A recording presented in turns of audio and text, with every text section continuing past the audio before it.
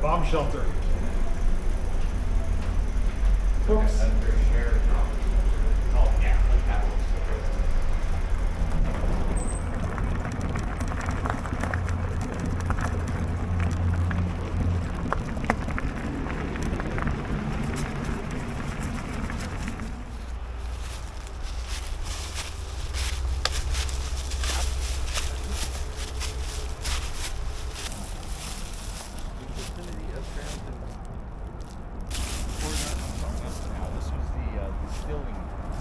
Like a basin? Yeah.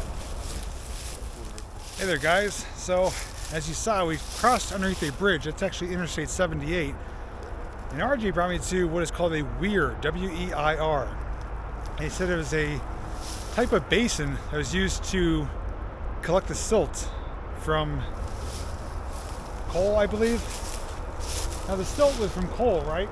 Yeah. And it was they collected it, like separated it, or? To get it out of the river. Okay, so it's to extract it out of the river. That makes sense. Right over there. So this is a concrete structure with blocks, and he stated that each one of these little hooks coming out could actually be removed if they want to, control the height of it. And I'm going to show you the other side. It almost resembles like a canal. It's almost like a basin though, where it collected. So, do you know like roughly the time frame this was used?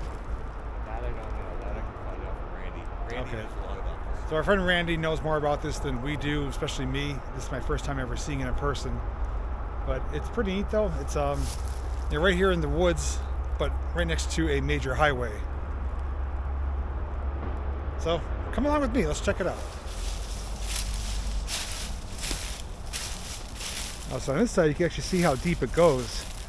And if RJ could maybe get somewhere down there, we could get a good sense of scale as to actually how tall it is compared to him. Yeah, so you could see the grand scale of it. And it's like basically a giant wall. You can actually see like a water line on there too, actually several of them. But the highest one I can see is just the top of the that lip. There's water flowing inside of it up in here. There is? How would there be water flowing inside of it? I don't know. I hear. Let's see if we could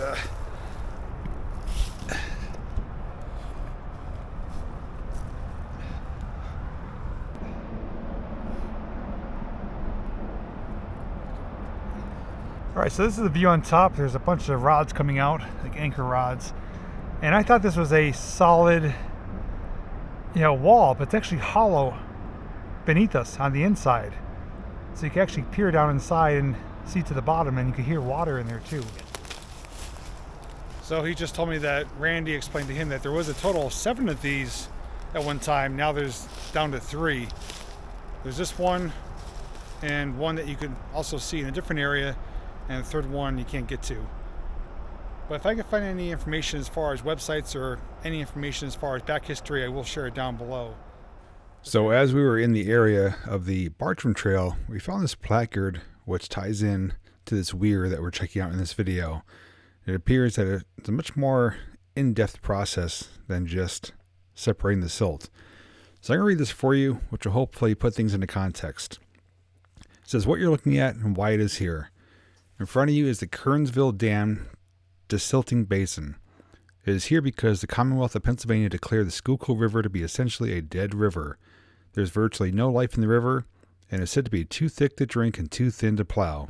The pollution in the river was primarily due to the washing of the mined coal before shipping through the Schuylkill Navigation Canal, and later the Philadelphia and Reading Railroad Company and its successors. Communities and industries along the river also drained sewage and other waste from oil refineries, slaughterhouses, woolen mills, iron factories, etc. into the river.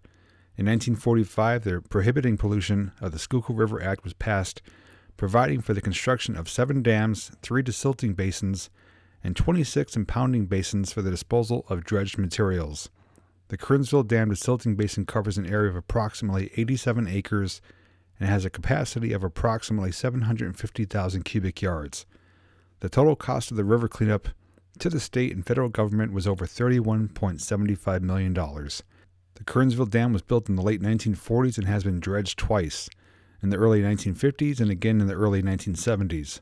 When the basin dried out After the last dredging, the coal silt was mounded up and became an area for ATV use until the state closed it for safety reasons. A local company then came in and hauled the coal silt away to produce charcoal briquettes. The river is now relatively clean and full of abundant aquatic life, and nature is now in the process of reclaiming the basin area as well. And the dredge acts like a big vacuum cleaner. It sucks up the silt from the bottom of the pool of the dam and feeds it to the piping system which is placed along Kernsville Dam Road. The coal silt is then pumped into the basin. The water works its way to the other end of the basin by a series of drops and pools, finally working its way back to the river. The silt is left in the basin, and the water that re-enters the river is clean but acidic. Hopefully that helps you understand the process of the de-silting process and how the WEIR ties into all that. Yeah, so here you can see where there's only one kind of section right here. The other ones have been removed. There's actually slots where they do slide in and stay in place. That's how it looks on the inside, but it actually is open all the way down. And here's like a kind of a high water mark right here too. I'm not sure how much deeper it goes in the ground, but it's got to be at least several feet. I don't know either, but right there. Construction barrel. Might be able to boost them up with that.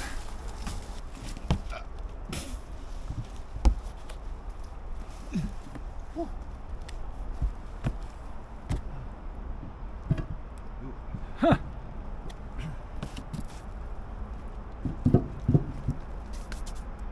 Can you see in there? Oh, yeah. All right, he's gonna give you a view inside.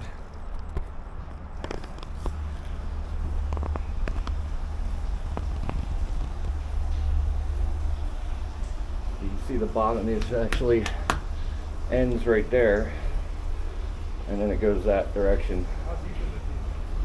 About the same as out here. It looks to be a little deeper, but it's full of leaves, so it could go even deeper. So you guys got to see it before me, so when I'm editing it, I'll see what that looks like, but it looks like there's like sections, but it doesn't go all the way to the bottom. That goes to show you how. That was right here. Okay. So you said on the inside, what she explained already is that it's full of leaves and debris, which it may actually go deeper than what it appears.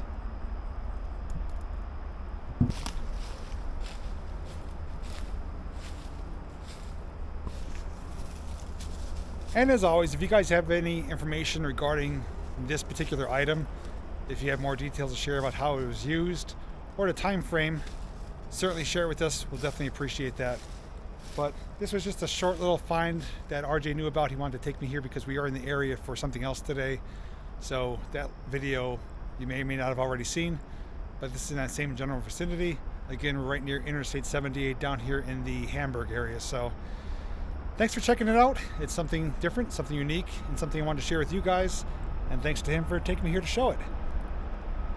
So with that being said, take care everyone. And like always, I'll see you in the next video.